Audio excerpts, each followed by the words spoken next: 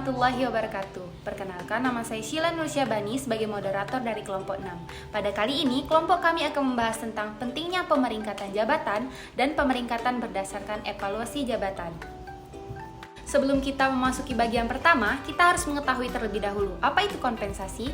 Kompensasi adalah berbagai hal yang diterima seorang pegawai baik secara langsung maupun tidak langsung, dan juga bisa dikatakan sebagai berbagai kegiatan hal yang dilakukan atas jasa yang telah dilakukan. Bagian pertama adalah analisis jabatan atau job analisis. Analisis jabatan adalah suatu proses sistematis untuk memperoleh data atau informasi yang tepat mengenai hakikat dari suatu jabatan dan kondisi-kondisinya. Nah, analisis jabatan akan sangat berguna bagi yang pertama, rekrutmen dan seleksi pegawai, yang kedua, pedoman pegawai, yang ketiga, penilaian pelaksana pekerja, yang keempat, penentuan mutasi, promosi pegawai, yang kelima, penyusunan program mendidik dan pelatihan, yang keenam, penilaian jabatan dan penentuan gaji, yang ketujuh, konsultasi atasan terhadap bawahan, yang kedelapan, menghindari tumpang tindih antar jabatan, dan yang terakhir, memperbaiki hubungan antar pemegang jabatan. Selanjutnya adalah prosedur pelaksanaan analisis jabatan. Yang harus dilakukan ada yang pertama, mengidentifikasi jabatan-jabatan yang akan dianalisis. Yang kedua, menyusun uraian jabatan. Dan yang ketiga, menyusun spesifikasi atau persyaratan jabatan. Mungkin itu saja penjelasan dari saya. Selanjutnya akan dilanjutkan oleh rekan saya. Terima kasih. Uraian jabatan atau job description merupakan gambaran mengenai jabatan yang membuat unsur-unsur tugas, tanggung jawab, wewenang, serta hubungan antar jabatan baik horizontal maupun vertikal. Uraian jabatan berguna sebagai pedoman kerja bagi pemegang jabatan dan dasar untuk penilaian hasil kerja karyawan. Uraian jabatan yang baik harus memenuhi format sebagai berikut: identifikasi jabatan, posisi jabatan, fungsi jabatan, tugas-tugas, tanggung jawab, hubungan antar jabatan, kondisi lingkungan. Persyaratan jabatan atau job specification adalah kemampuan yang dipersyaratkan kepada seseorang pegawai agar dapat melakukan tujuan-tujuan dalam jabatannya. Kegunaan dari persyaratan jabatan ini adalah sebagai pedoman untuk rekrutmen dan seleksi, sebagai penilaian jabatan dan penentuan gaji.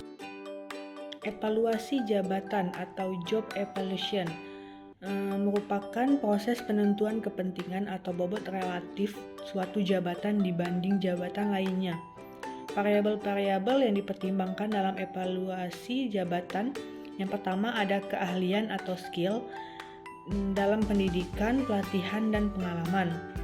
Yang kedua ada usaha atau effort dalam usaha fisik, usaha mental, dan penerimaan pengarahan atau inisiatif. Yang ketiga ada tanggung jawab atau responsibilitas dalam administratif, keuangan, mesin atau alat atau bahan kerjasama, dan pengawasan. Yang keempat ada lingkungan pekerjaan atau working condition dalam lingkungan kerja, kemungkinan kecelakaan. Prosedur pelaksanaan. Yang pertama ada penetapan jabatan-jabatan yang akan dinilai. Yang kedua ada penentuan faktor-faktor jabatan. Yang ketiga perubusan faktor jabatan.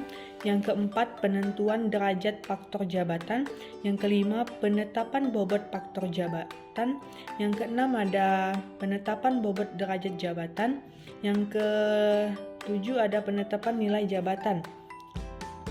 Ada beberapa macam teknik evaluasi jabatan. Yang pertama metode ranking, yang kedua metode classification atau ranting, yang ketiga metode point system, yang keempat metode faktor comparison, yang kelima metode profiling, yang keenam metode survei pasar atau market rate system. Sebaiknya dipakai dua metode atau teknik untuk saling cek hasil evaluasi jabatan. Misalnya point system dengan market rate system. Ada juga kegunaan evaluasi jabatan.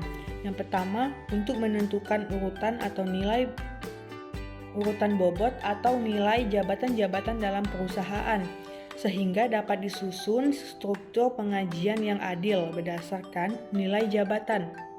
Yang kedua ada menjamin bahwa penilaian jabatan dilakukan secara objektif. Yang ketiga ada sebagai dasar penentuan nilai jabatan yang mudah dimengerti dan dapat diterima oleh karyawannya. Assalamualaikum warahmatullahi wabarakatuh. Perkenalkan, nama saya Desi Febriani, NIM 19122141, kelas 6 RSD. Baiklah, di sini saya akan menjelaskan masalah tentang metode evaluasi jabatan. Beberapa macam teknik evaluasi jabatan. 1. Metode ranking. 2. Metode classification atau rating. 3. Metode point system. 4. Metode factor comparison. 5. Metode profiling. 6. Metode survei pasar atau market rate system. Ada 4 metode yang umum dipakai di Indonesia yang digolongkan menjadi metode non-kuantitatif dan metode kuantitatif.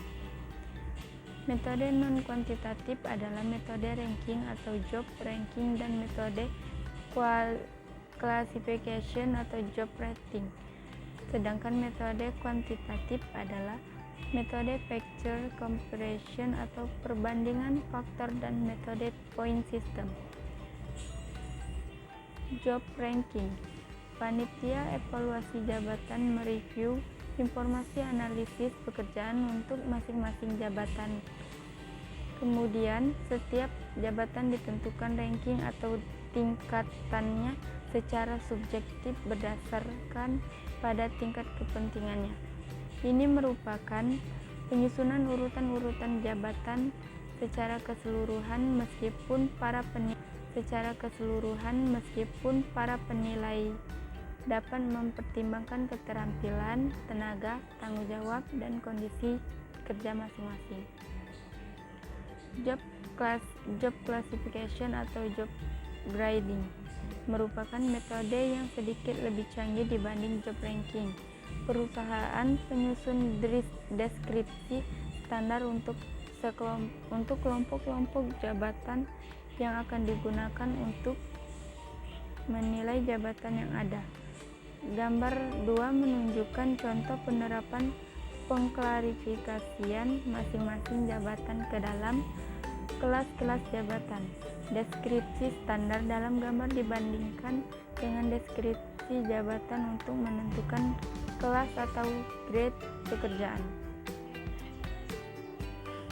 Baiklah, mungkin hanya itu yang dapat saya sampaikan.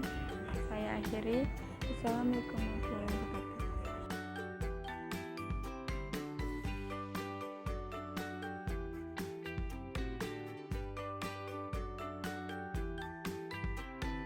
Saya menjelaskan materi berikutnya tentang contoh job classification. Bengkel mesin top. Klasifikasi jabatan deskripsi standar pekerjaan. Yang pertama, sederhana dan bersifat sangat penting. Dilakukan di bawah supervisi yang memerlukan latihan minimal. Sedikit tanggung jawab untuk inisiatif. Contohnya penjaga gudang, petugas pengarsipan. Yang kedua, pekerjaan sederhana dan bersifat rutin. Dilakukan di bawah supervisi yang ketat, memerlukan sedikit latihan atau keterampilan. Pemegang jabatan diharapkan bertanggung jawab atau kadang-kadang menunjukkan inisiatif. Contoh, tukang ketik, pembersih mesin. Yang ketiga, pekerjaan sederhana dengan sedikit variasi. Dilakukan di bawah supervisi umum dan memerlukan latihan dan keterampilan. Pemegang tanggung jawab minimum dan harus melaksanakan inisiatif untuk melaksanakan pekerjaan secara memuaskan. Contohnya, pemberi minyak mesin. Slide berikutnya yaitu metode comparison. Metode ini mengharuskan panitia evaluasi jabatan membandingkan komponen-komponen pekerjaan kritis. Adalah faktor-faktor yang umum untuk semua pekerjaan yang sedang dievaluasi. Faktor-faktor yang umum digunakan adalah keterampilan, tanggung jawab, upaya mental, upaya fisik, dan kondisi kerja. Masing-masing faktor suatu jabatan dibandingkan dengan faktor yang sama pada jabatan-jabatan lain. Evaluasi ini memungkinkan panitia untuk menentukan nilai relatif setiap jabatan organisasi pada faktor yang memilih. Adapun langkah-langkahnya adalah sebagai berikut. Yang pertama, memilih dan menentukan faktor-faktor jabatan kritis, terlihat pada gambar 3. Setiap organisasi dapat menggunakan faktor-faktor yang berbeda bagi tiap jabatan yang berbeda, memilih dan menentukan jabatan-jabatan kunci. Jabatan kunci adalah jabatan yang penting dalam organisasi. Berikutnya, mengalokasikan tingkat gaji untuk jabatan-jabatan kunci. Proporsi yang diberikan pada faktor-faktor kritis yang berbeda tergantung pada derajat pentingnya faktor. Menyusun bagian pembandingan faktor. Slide berikutnya yaitu point system. Penelitian menunjukkan bahwa point system paling banyak digunakan dalam praktek. Di samping menggunakan gaji sebagai pembanding juga digunakan points. Meskipun pada mulanya sulit cara menyusunnya, tetapi lebih tepat dibanding metode lainnya. Pada sistem ini melalui langkah-langkah sebagai berikut. Yang pertama, memilih dan menentukan faktor-faktor kritis. Yang kedua, menentukan tingkatan berbagai faktor, misalnya